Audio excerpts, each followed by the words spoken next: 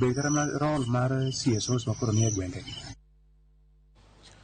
Wang'iane ma dhi nyime twak mar manyo kwe kind sirikal kod Azimio kama bende kod jopiny mopogore opogore gi riwruoge golo pachgi. Duol ma ochung' ne ng'iyo kaka obila tiyo pacho ka IPOA koro mi obiro migi teko mar kawo ndawa ni obila mag yudo gi ketho.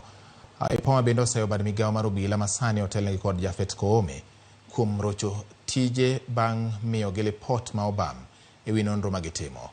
Magi noyangore kinde mane IPOA ochopo e nyim komiti mar twak masani koro winjo pacho ganda. Jafwambo marwa IPOA ne ochopo Bomas of Kenya kendo loso lipot machal kama. Kwayo teko mar kawo ne obila okang mowinjore mar chik pono ni oyudgi kod ketho moro amora. IPOA bende dwaro mondo omedgi tich ahinya mar ng'iyo kaka bede migepe moko mag arita kwe tiyo. Jakom mar IPOA lero ni migepe mag arita kinde duto othoro tiyo tich achiel to obila ema kinde duto ema ginono kosa magitimo gino makoro nyaka loki. But even as you lament lack of prosecutorial powers, have you cared to understand that you can institute private prosecution? For us to be very effective, it's important that IPOA be entrenched in the Constitution as a Chapter 15 Commission and its mandate spread over uniformed services in regards to civilian engagement with all uniformed services, of course, except the defense. I know Honorable Hassan has indicated that we shouldn't be given prosecutorial power.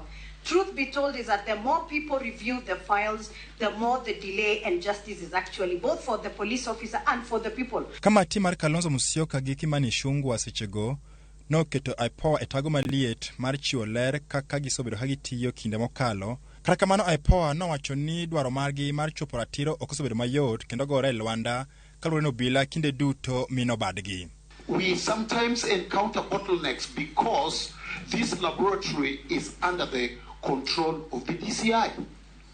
The DCI, to me, and I want you legislators, is part of the NPS. He is under the command of the IG, and he cannot be independent.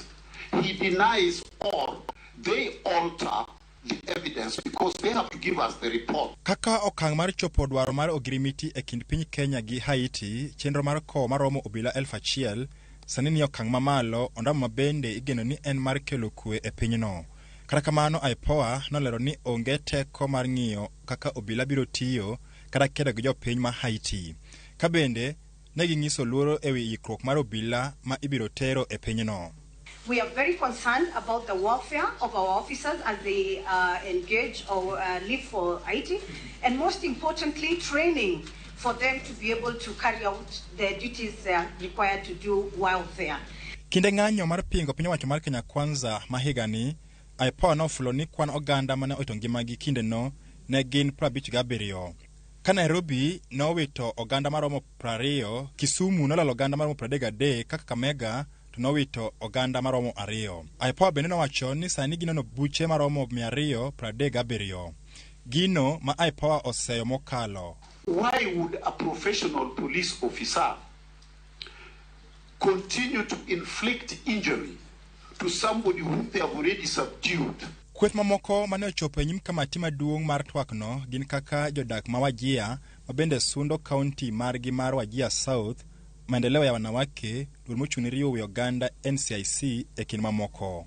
E seche migeno ni kamati maduong' mochung' ne weche mag twak biro tieko kawo pach oganda odiechieng' makiny, odiechieng' ma kawuono paro mar bero ka achiel kod timo lokruok duol mochung' ne yiero e thuru kana kwako twak ma kawuono kaka okang' maneno ni yiero makinde mabiro ota e yo makare. Ramogi TV, Bomas of Kenya, Nairobi County.